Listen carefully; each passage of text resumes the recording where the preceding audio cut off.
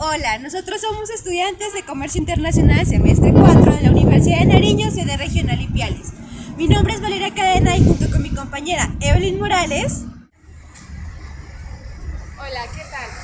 En esta ocasión vamos a explicar dos de las teorías que hacen parte del compendio de las teorías del comercio internacional, las cuales son la teoría neotecnológica y la teoría de la inversión internacional.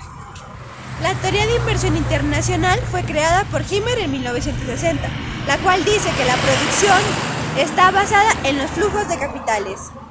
Y la teoría neotecnológica fue propuesta por Tamboné en el año 2020, la cual dice que la producción de un país está basada en la innovación tecnológica que éste tenga y por ende es el motor de las transacciones.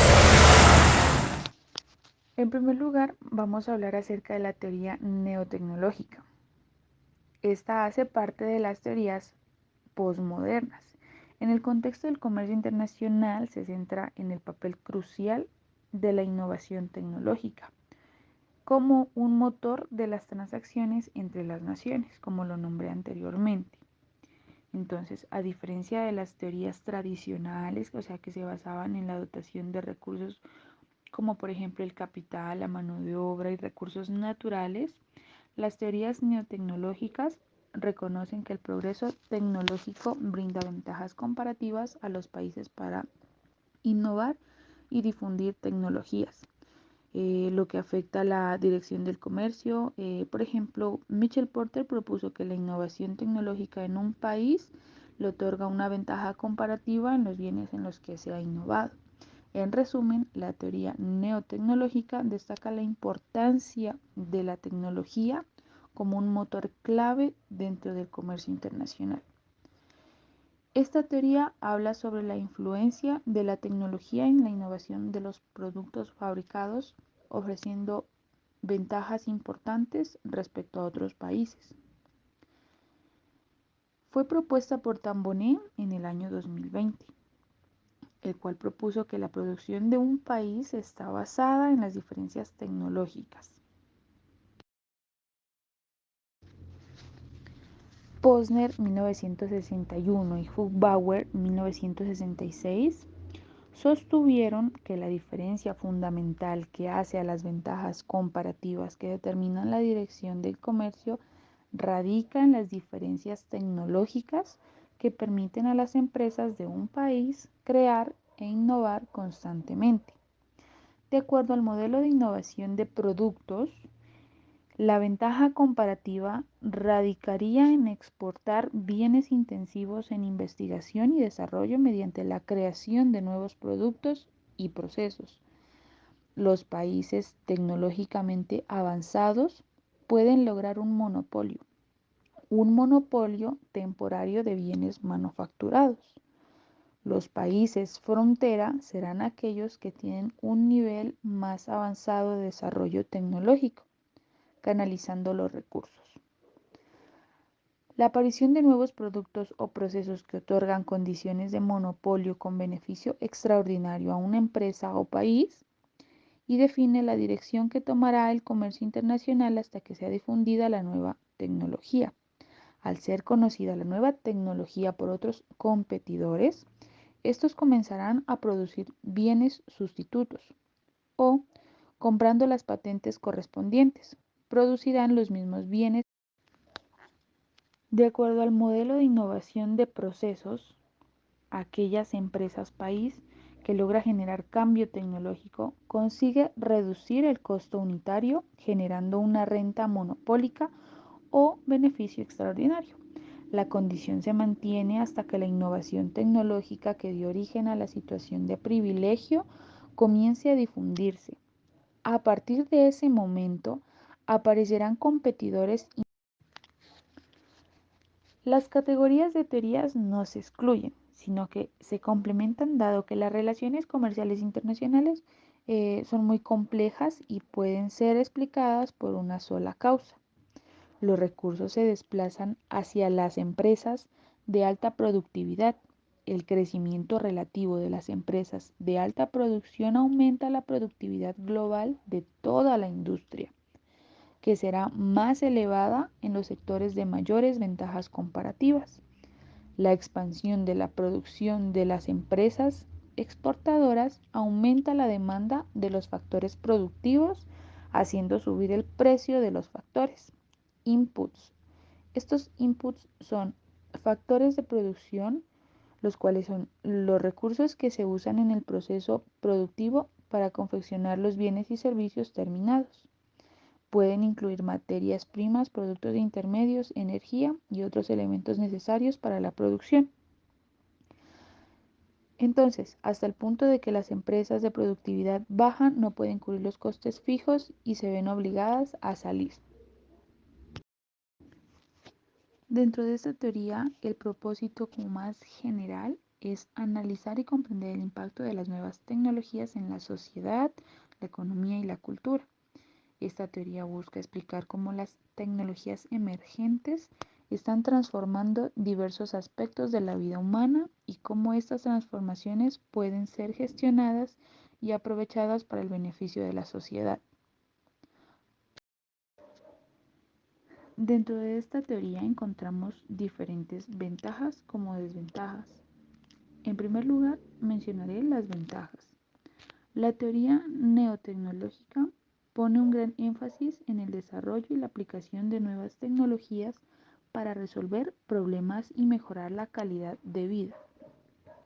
Otra de las ventajas es que al utilizar tecnologías avanzadas se pueden optimizar procesos, reducir los costos y aumentar la eficiencia en diversos campos como la industria, la medicina, la educación, etc.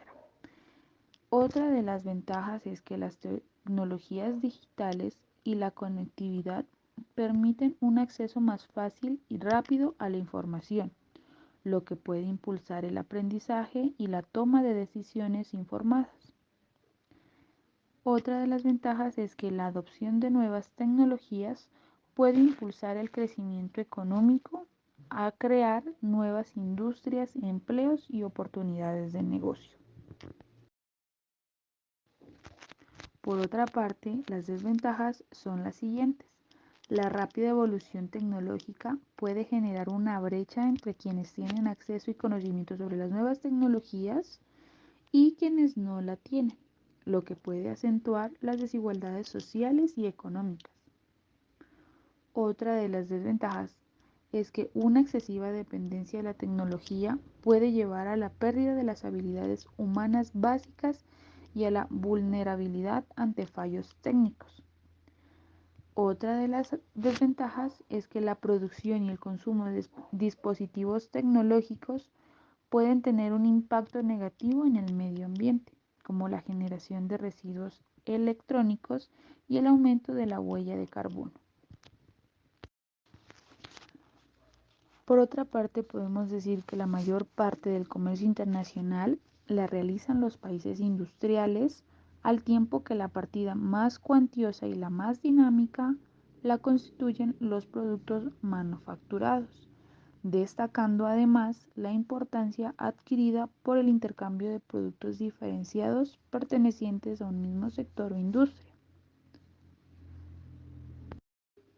Entonces, el papel de las diferencias internacionales en las condiciones tecnológicas como la fuente de la ventaja comparativa y el comercio internacional, si bien en este nuevo enfoque los procesos de generación y transmisión de tecnología son tratados con mayor profundidad, convirtiéndose en una variable endógena del modelo dentro de las teorías neotecnológicas. De esta manera, según esta teoría, la ventaja comparativa se explicaría no por diferencias en las dotaciones factoriales relativas, sino por las diferencias en la distribución de la inversión entre las industrias.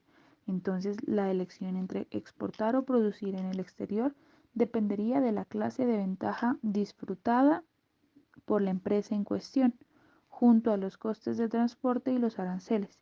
Si se escoge la exportación, esta se basaría en la innovación tecnológica, de proceso o de producto, y continuaría hasta que dicha innovación se difundiera. La teoría de la inversión internacional está basada en la inversión extranjera directa, que está determinada por el coste de oportunidad de la inversión. También se hablará acerca del paradigma sobre la propiedad, la ubicación y la internalización, que analiza las inversiones internacionales desde la perspectiva de la empresa.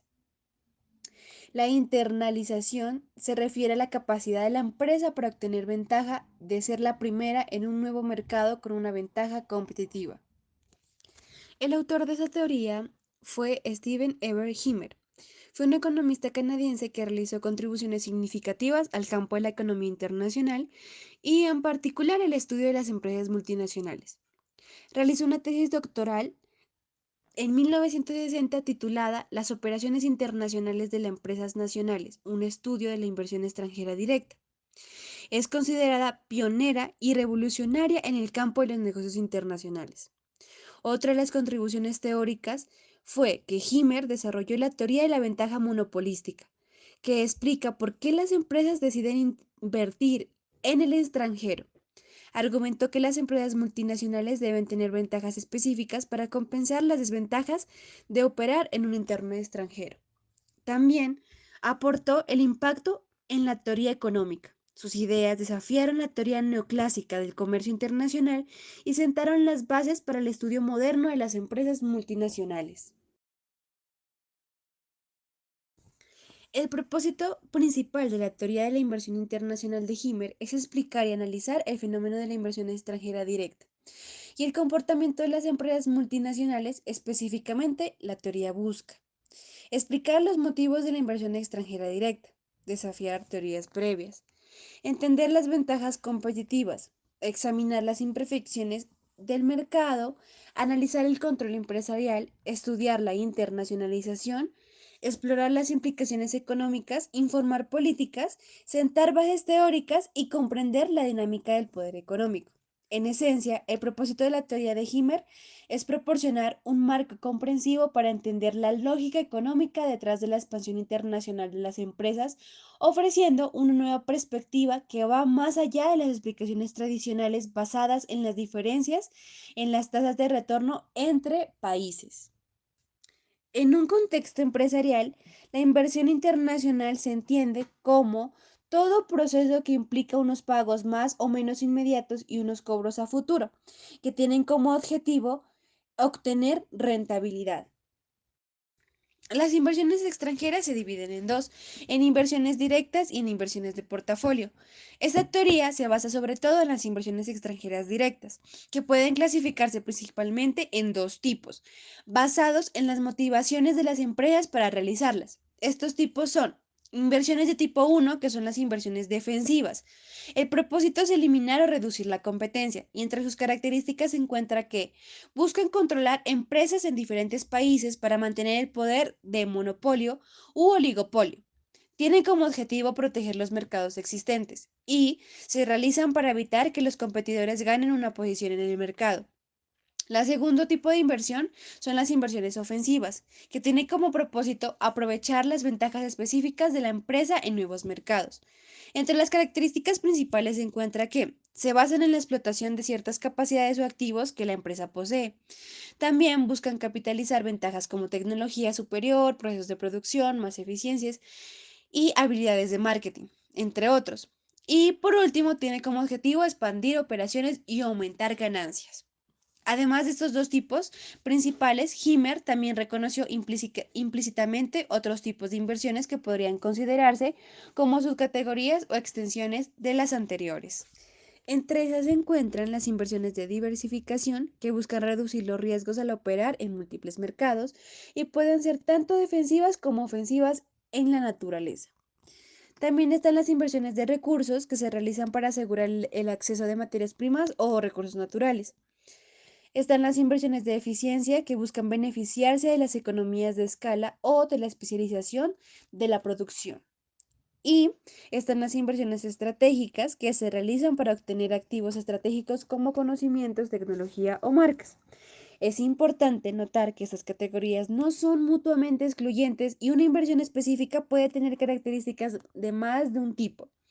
La teoría de Himmer proporcionó una base para entender estas motivaciones y tipos de inversiones, que luego fueron desarrolladas y refinadas por otros investigadores en el campo de los negocios internacionales. Ahora, pasando a hablar acerca del paradigma OLI, también conocido como el paradigma ecléctico, es un marco teórico desarrollado por John Dunning en 1979, que se basa en y expande las ideas de Steven Himmer. Este paradigma busca explicar por qué, dónde y cómo las empresas deciden realizar inversiones extranjeras directas. OLI es un acrónimo que representa los tres tipos de ventajas que una empresa debe poseer para involucrarse en la inversión extranjera directa. La O significa Ownership Advantages, que significa ventajas de propiedad. Son ventajas específicas que le dan superioridad sobre competidores locales. Incluyen activos tangibles como tecnología patentada, intangible como la marca reputación. Algunos ejemplos son los conocimientos técnicos, habilidades de gestión, economías de escala, entre otros. La L significa Location Advantages, que son las ventajas de localización. Son beneficios específicos del país anfitrión que hacen atractiva la inversión allí. Pueden ser económicas, políticas, sociales o culturales. Algunos ejemplos son los recursos naturales, mano de obra barata, infraestructura, tamaño del mercado y políticas gubernamentales favorables. Y la I significa International Advantages, ventajas de internacionalización, que son los beneficios de mantener las actividades dentro de la empresa en lugar de subcontratarlas o licenciarlas a terceros. Se relacionan con la reducción de costos de transición y protección de ventajas competitivas. Algunos ejemplos son control de calidad, protección de propiedad intelectual, evitar costos de búsqueda y negociación.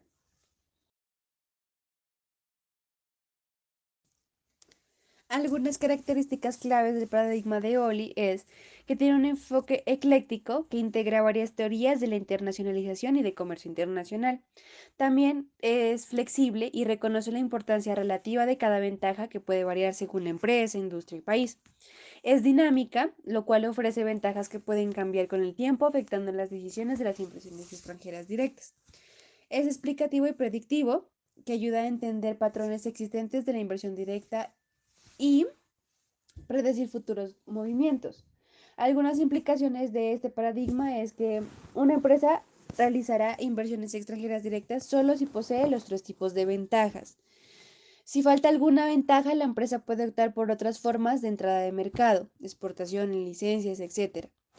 Las políticas gubernamentales pueden influir en estas ventajas, afectando así los flujos de la inversión extranjera directa. El paradigma OLI ha sido ampliamente utilizado en las investigaciones sobre negocios internacionales y ha influido significativamente en la comprensión de las estrategias de internacionalización de las empresas multinacionales.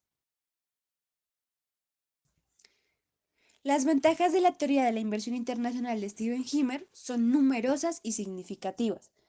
Para concluir, se resaltarán las ventajas más destacables dentro de esta teoría, las cuales son que fue pionera en su campo. Hizo un énfasis en las imperfecciones del mercado. También se enfocó en las ventajas específicas de la empresa, dando una explicación sobre el control directo. Y también sirvió de base para las teorías posteriores. Tuvo una aplicabilidad a la práctica, conservando perspectivas multidisciplinarias y así poder explicar los patrones de la inversión extranjera directa. También realizó un análisis del poder de mercado y puso en consideración de la transferencia de conocimientos.